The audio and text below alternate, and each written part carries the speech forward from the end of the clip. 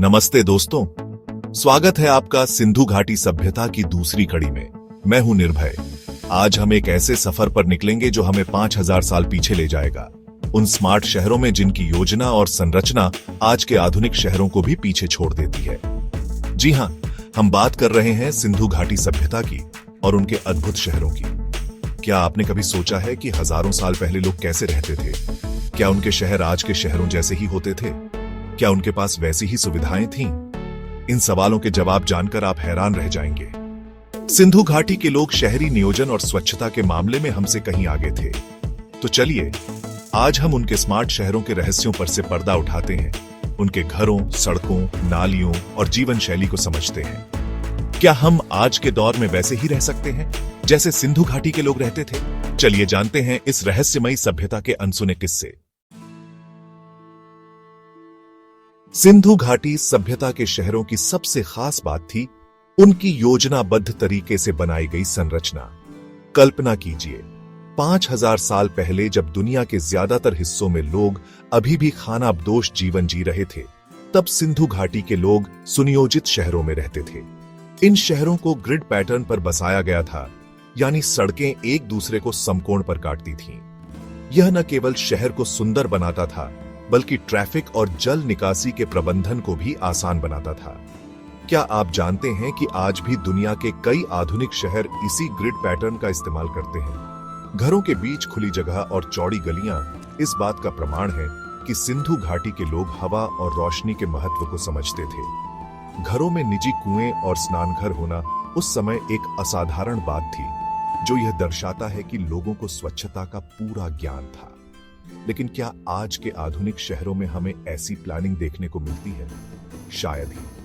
आज हमारे शहर अव्यवस्थित तरीके से फैलते जा रहे हैं, जहां खुली जगह कम होती जा रही है और प्रदूषण बढ़ता जा रहा है।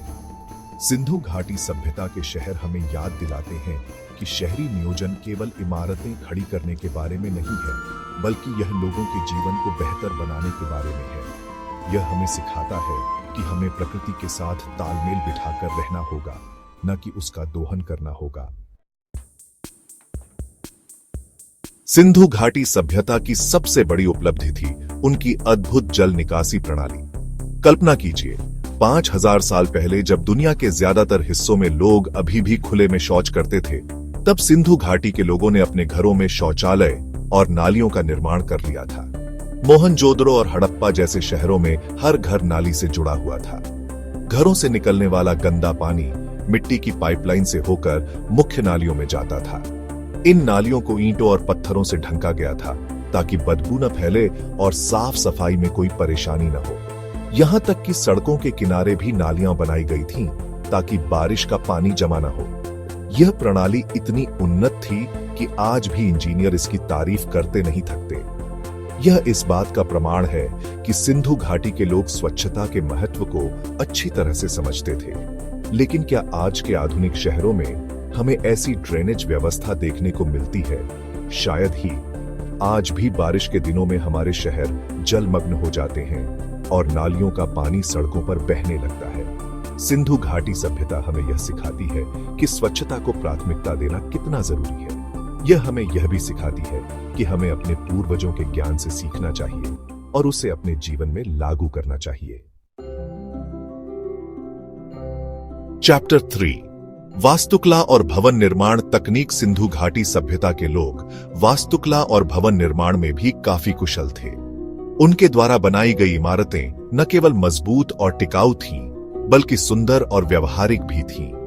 उन्होंने अपने घर, मंदिर, स्नानागार और अन्य इमारतें बनाने के लिए पक्की ईंटों का इस्तेमाल किया।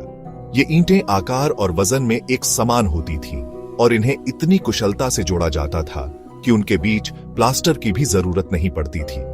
घरों को इस तरह से डिजाइन किया जाता था कि उनमें हवा और रोशनी का खास ख्याल रखा जाता था। ज्यादातर घरों में आंगन होते थे जो घर को ठंडा रखने में मदद करते थे। खिड़कियां भी ऐसी बनाई जाती थीं कि उनसे हवा और रोशनी अंदर आ सके। मोहनजोदड़ो में स्थित ग्रेट बाथ उनकी वास्तुकला का एक शानदार उदाहरण है। यह एक विशाल स्नानागार था जो पक्की ईंटों से बना था और जिसमें सीढ़ियां, चौड़े चबूतरे और पानी निकालने की व्यवस्था थी। सिंधु घाटी सभ्यता की वास्तुकला हमें यह सिखाती है कि हमें भवन बनाते समय सुंदरता के साथ साथ कार्यक्षमता का भी ध्यान रखना चाहिए। यह हमें यह भी सिखाती है कि हमें ऐसी इमारतें बनानी चाहिए जो टिकाऊ हों और पर्यावरण को नुकसान न पहुंचाएं। चैप्टर 4 आधुनिक शहरों के लिए सबक। आज जब हम अपने आधुनिक शहरों की तरफ देखते हैं तो हमें कई समस्याएं दिखाई देती हैं, जैसे कि बढ़ती जनसंख्या, प्रदूषण, ट्रैफिक जाम, पानी की कमी और अन्य कई।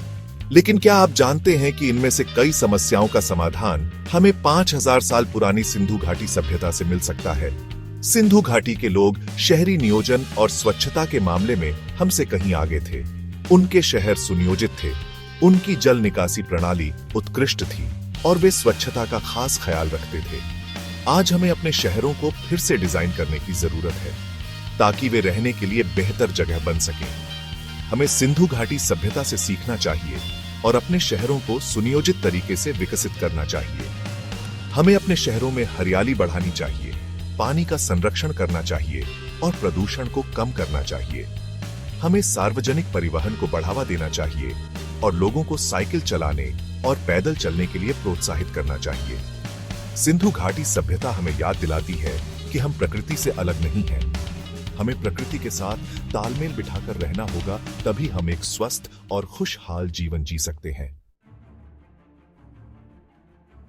चैप्टर 5 समापन और सीटीए। तो दोस्तों, यह थी सिंधु घाटी सभ्यता के स्मार्ट शहरों की कहानी। एक ऐसी सभ्यता जो अपने समय से कई सदियां आगे थी। एक ऐसी सभ्यता जिसने हमें शहरी नियोजन, वास्तुकला, स्वच्छता और पर्यावरण संरक्षण के महत्व को समझाया। आज जब हम अपने आधुनिक जीवन की तरफ देखते हैं तो हमें एहसास होता है कि हम अपने पूर्वजों से बहुत कुछ सीख सकते हैं। सिंधु घाटी सभ्यता हमें यह सिखाती है कि हमें प्रकृति के साथ तालमेल बिठाकर रहना होगा और अपने आसपास के पर्यावरण का ध्यान रखना होगा। अगर आपको यह वीडियो पसंद आया हो तो इसे लाइक और शेयर जरूर करें और हाँ, चैनल को सब्सक्राइब करना ना भूलें ताकि आप ऐसे ही रोचक और ज्ञानवर्धक वीडियो देखते रहें। मिलते हैं अगले वीडियो में। धन्यवाद। पूत्रो सिंधु घाटी सभ्यता, अतीत से सीख भविष्य बनाए। दोस्तों, सिंधु घाटी सभ्यता का ये सफर हमें बहुत कुछ सिखाता है। ये हमें याद दिलाता है कि उन्नति और प्रगति के लिए प्रकृति से तालमेल बिठाना कितना जरूरी है। आज हमें अपने आधुनिक जीवन में भी उन मूल्यों को अपनाने की जरूरत है जो सिंधु घाटी के लोगों ने हमें सिखाए हैं। आशा करता हूं कि आप इस अनमोल विरासत को समझेंगे और अपने जीवन में उतारने की कोशिश करेंगे। मिलते हैं अगली बार एक नए सफर पर, एक नई कहानी के साथ। तब तक के लिए नमस्ते।